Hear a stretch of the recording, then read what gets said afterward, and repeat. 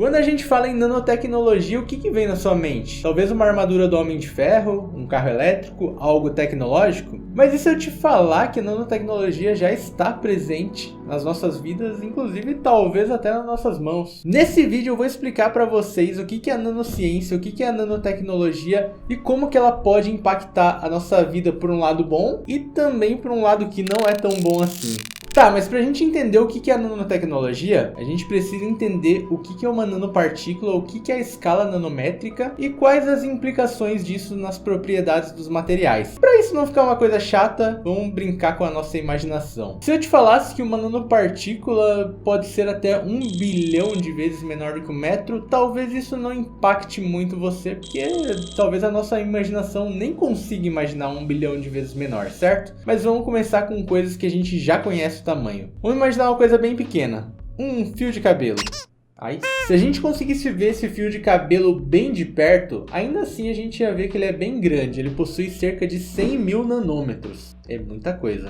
Tá, mas vamos diminuir mais ainda, cerca de 200 vezes. Vamos cortar em 200 pedaços e vamos pegar um. Esse pedaço ainda é relativamente grande, ele tem cerca de 500 nanômetros, ou seja, é basicamente do tamanho de um comprimento de onda de uma luz visível, por exemplo. Tá, mas vamos diminuir isso mais umas 10 vezes, tá? Aí a gente vai chegar numa escala que vai de 1 nanômetro até 100 nanômetros. E aí sim a gente está na escala nanométrica. É basicamente o tamanho médio de um vírus, tipo esse daqui que está infernizando as nossas vidas. Agora, se a gente pegasse o que sobrou desse fio de cabelo e comparasse com o fio de cabelo original, que é esse daqui que está inteiro ainda, é como se a gente estivesse comparando uma pulga com um brontossauro. Pois é, 1 nanômetro é realmente muito pequeno. O mais interessante de tudo isso é que quando a gente tem um material que está em escala nanométrica, ele acaba se comportando de maneira completamente diferente de um material que tem um tamanho maior. E isso explica algumas propriedades super interessantes que a gente tem nas nanopartículas. E por isso que até hoje elas são muito estudadas. Eu vou dar um exemplo. Vocês conhecem o metal prata, né? O metal brilhoso, bonito, que todo mundo usa em joias, etc. Mas e se eu falasse para vocês que isso daqui que está na minha mão são nanopartículas de prata?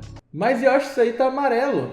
Pois é. Lembra que eu falei que os materiais possuem propriedades completamente diferentes quando estão na nanoescala? Esse daqui é um exemplo perfeito. Mas calma aí, eu já vou explicar isso daqui e a gente já fala mais da prata. O que a gente tem que imaginar é que quando a gente reduz esse material para nanoescala, essa mudança de comportamento e de propriedades ocorre não só pelo tamanho que é diminuído da partícula, mas sim da maneira que ela interage com as forças que existem no nosso mundo. E algumas dessas forças se tornam mais relevantes quando em nanoescala, tá? Eu vou explicar. Por exemplo, imagina uma bola de metal bem grande aqui, ó. Quais são as forças naturais que agem sobre essa bola? Eu poderia citar pelo menos duas aqui facilmente, a gravidade e o atrito, certo? Beleza. Agora imagina se a gente pega essa bola e divide ela em 1 milhão de pedacinhos pequenos que vai formar 1 milhão de nanopartículas. Acontece que essas forças, tipo a gravitacional, de atrito, agora, com esse material tão pequeno, não fazem mais tanto sentido, enquanto que outras forças começam a predominar nesse tipo de sistema. Acontece que com esse sistema tão pequeno, as forças que são predominantes são força eletrostática, forças de Van der Waals, que inclusive eu já fiz um vídeo, clica aqui no card para você assistir depois, tá? Movimento browniano de partículas, alguns aspectos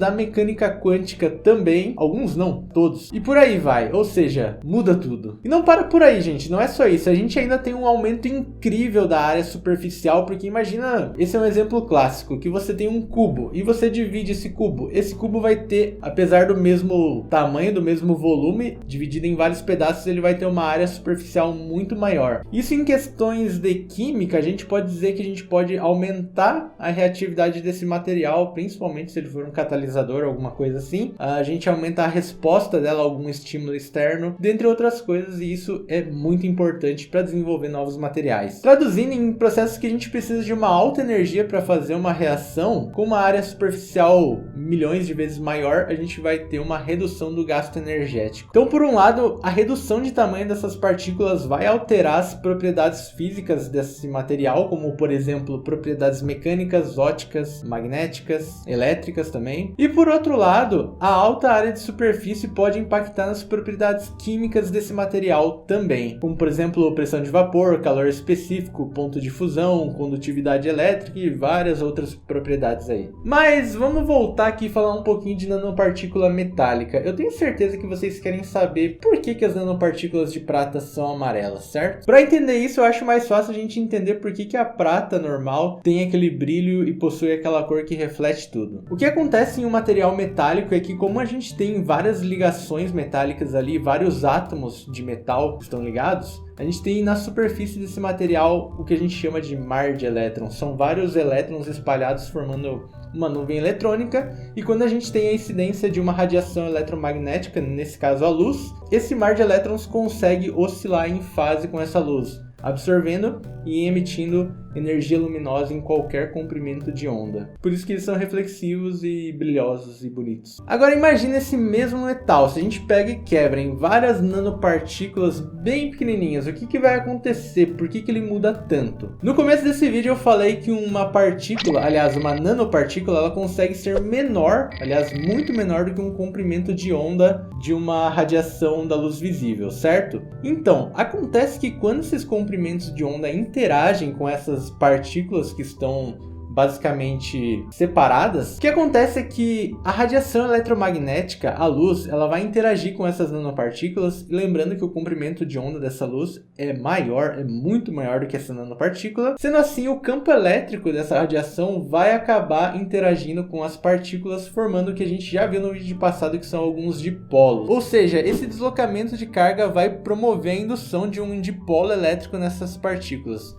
Vocês lembram o que é um dipolo, né? Esse dipolo que foi induzido na nanopartícula, ele vai promover o aparecimento de um campo elétrico que tem a função de restaurar o equilíbrio dessas cargas na partícula. E assim a gente vai ter uma grande oscilação da nuvem eletrônica dessa nanopartícula. Esse efeito a gente chama de ressonância plasmônica. E quando a gente incide luz em uma nanopartícula, o comprimento de luz que tiver a mesma amplitude dessa ressonância plasmônica vai ser o que vai ser absorvido. No caso da prata, ela consegue absorver ali em cerca de 400 nanômetros, que é tipo um azul. E como ela absorve no azul, ela emite a sua cor complementar, que é o amarelo. Tá aí, eu acho, mas isso aqui não é amarelo, isso aqui tá meio marrom. Acontece que as nanopartículas, gente, elas são bem pequenas e também muito energéticas quando a gente viu. A tendência delas é tentar se aglomerar para diminuir esse potencial energético que elas têm. Então, quando elas conseguem, elas se aglomeram para formar partículas maiores. Por isso que há muitos estudos aí na literatura visando só buscar uma estabilidade de nanopartículas quando a gente está falando de um sistema coloidal. Mas calma aí, tá, por que elas ficaram marrons? Porque aqui essas nanopartículas são bem velhas, gente, devem ter aí uns 5 anos que eu fiz elas. Sim, eu trabalhei com isso já. Elas aglomeraram, tanto é que a gente pode ver umas partículas bem grandes aqui. Quando as partículas aglomeram, o que acontece, gente? A radiação interage de forma diferente, então todo o meio ambiente dessa nanopartícula vai resultar nas suas propriedades. Se for uma partícula maior, essa onda ressonante vai ter uma alteração e a gente tem aí leve deslocamento de cores dessas nanopartículas, tá? Isso é incrível, galera. Para vocês terem uma ideia, nanopartículas de prata têm uma variação na sua cor,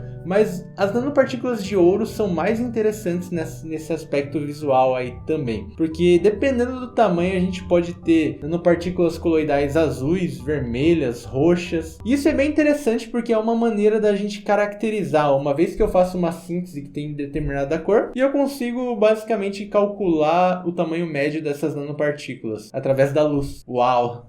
Mas Yoshi, para que eu quero saber a cor da nanopartícula? Para que isso é útil? Um dos motivos é para a gente caracterizar essas nanopartículas, para a gente saber como que ela está interagindo, com o que ela está interagindo, se a gente adicionar mais nanopartículas ou mais de algum outro composto que esteja ligado nessa partícula, o que muda, será que o tamanho dela aumenta, será que a forma da nanopartícula aumenta, porque ela não precisa ser necessariamente redonda, ela pode ser um bastão, ela pode ser um triângulo. Inclusive, eu vou colocar uma imagem dessas nanopartículas aqui. Isso aqui é uma imagem de microscópio eletrônico de transmissão, gente, ele consegue ver na escala nanométrica. Essa técnica é muito legal. A gente consegue até ver as moléculas que eu usei estabilizar essas nanopartículas ao redor. Incrível, né? Mas é importante ressaltar, gente, que não só existem nanopartículas metálicas, tá? Isso aqui é uma nanopartícula metálica de prata, eu falei da de ouro, mas existem nanopartículas de tudo. Vou dar alguns exemplos, tá? Nós temos nanomateriais à base de carbono, inclusive já fiz um vídeo falando sobre o grafeno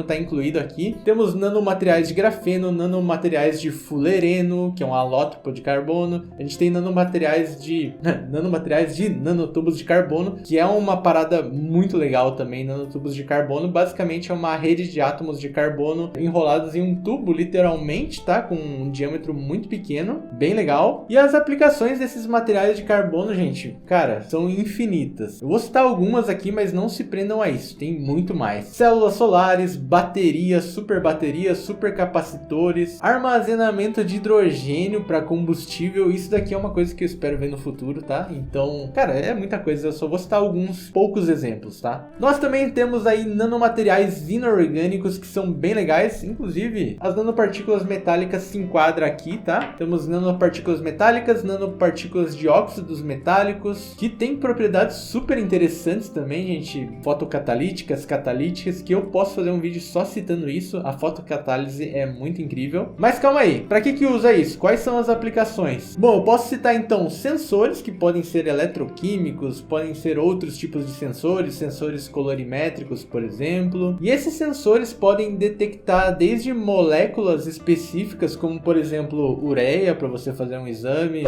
nitrito, que é uma coisa tóxica para o ser humano, até íons metálicos como cobre, que também é tóxico para o ser humano, em quantidades elevadas, é claro. Dá para fazer também sensores de gás, como por exemplo o sensor para monóxido de carbono. Enfim, são coisas realmente muito importantes. Desenvolvimento de materiais bactericidas, materiais autolimpantes, baseados nas propriedades de cada tipo de nanopartícula, são bem legais também. Isso aqui também dá um vídeo bem bacana. E também alguns sistemas que aproveitam dessa ressonância plasmônica para melhorar alguns efeitos de materiais que já existem. Por exemplo, aumentar a capacidade de uma célula solar absorver luz. Tem estudos que mostram que essa onda ressonante plasmônica pode ajudar isso. Nós também temos nanomateriais orgânicos, que geralmente são mais aplicados na área da biomedicina, mas também os inorgânicos também são aplicados lá. A gente tem vários estudos com nanopartículas de ouro que carregam vários tipos de drogas diferentes para combater várias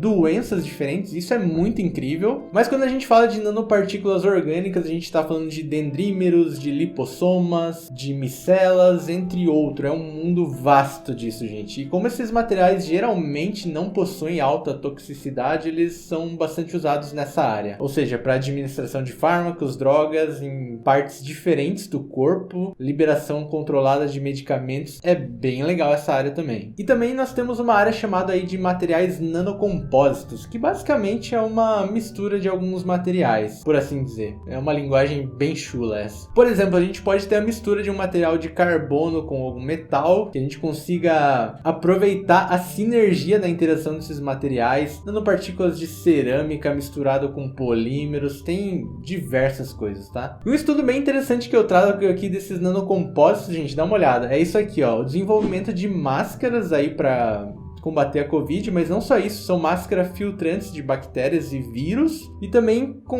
compostas com materiais que podem ser bactericidas e desativar alguns vírus. Ou seja, é muito bom, velho. A tecnologia tá aí pra isso. Inclusive, dá uma olhada nesse artigo aí que é bem legal. Tá, Yoshi, muito bom. Mas e aí, como é que a gente faz essas nanopartículas? Esse mundo é vasto, gente. Existem diversas técnicas pra gente sintetizar, por assim dizer, essas nanopartículas. Existem duas maneiras gerais que a gente consegue sintetizar essas nanopartículas. Uma delas se chama bottom-up, que é uma abordagem de baixo pra cima. Ou seja, envolve fazer o crescimento dessas partículas a partir do componente básico delas ali, que seria a partir de um átomo, a partir de uma molécula, e daí a gente promover esse crescimento de maneira controlada. Esse tipo de abordagem é bem interessante porque geralmente a gente tem um controle maior do tamanho de nanopartículas e também a gente não tem tanta contaminação. E foi assim que eu fiz essas belezinhas aqui, hein? Mas por outro lado, dependendo da aplicação, tudo isso depende para que você vai usar e o que você vai usar. Tem outra abordagem que se chama top-down, ou seja, de cima para baixo.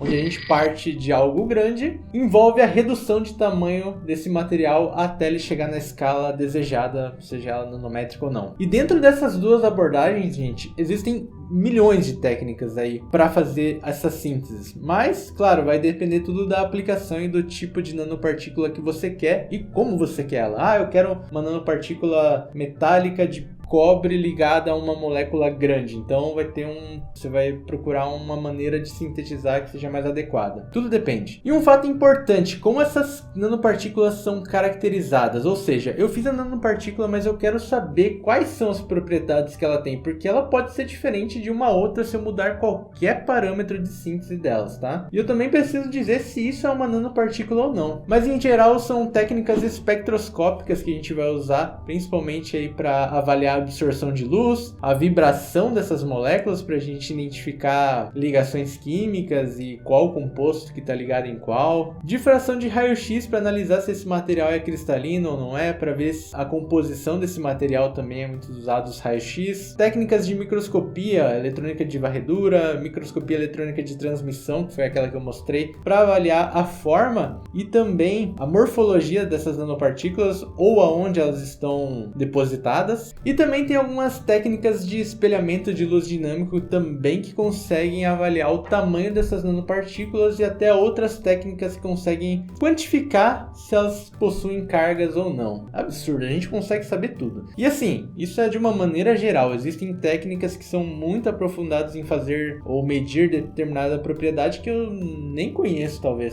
Como eu falei, as nanopartículas espalham luz, gente. Afinal, elas estão aqui de uma maneira coloidal e quando a gente incide luz aqui, todas as partículas vão espalhar luz. Vocês querem ver isso aqui de perto? Pera aí. Legal, né?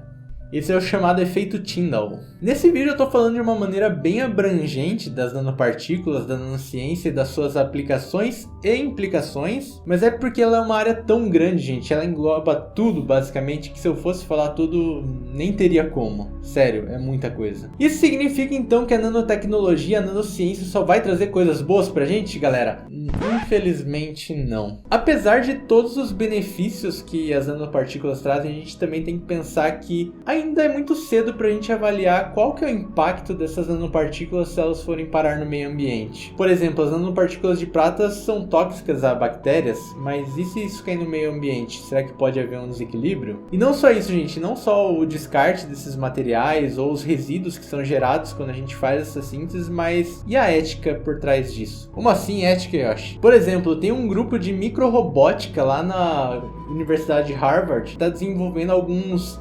nanomosquitos, por assim dizer, galera, que são alguns drones em formato de mosquito que conseguem filmar e capturar áudio aí a algumas distâncias. Então vocês imaginam que você tá na sua casa de boa e de repente entra um mosquito que é um robô e tá filmando toda a sua vida. É meio bizarro, né? Aonde é que isso vai parar? Então a gente tem que pensar o seguinte: o quão protegido nós estamos contra essa nanotecnologia? A nossa privacidade, microfones invisíveis, câmeras invisíveis que podem estar filmando e coletando dados nossos sem a nossa autorização. É um pouco bizarro pensar nisso, né? Sem falar de outros assuntos também, gente. Por exemplo, talvez com o avanço aí da nanotecnologia, nanorobôs, a gente vai ter aí uma diminuição de empregos, por exemplo, assim como foi na Revolução Industrial. E outro potencial perigo, gente, e se essa nanociência for usada para o mal e acabar caindo na mão de terroristas para fazer bombas, entre outras coisas, enfim, armas letais, armas biológicas?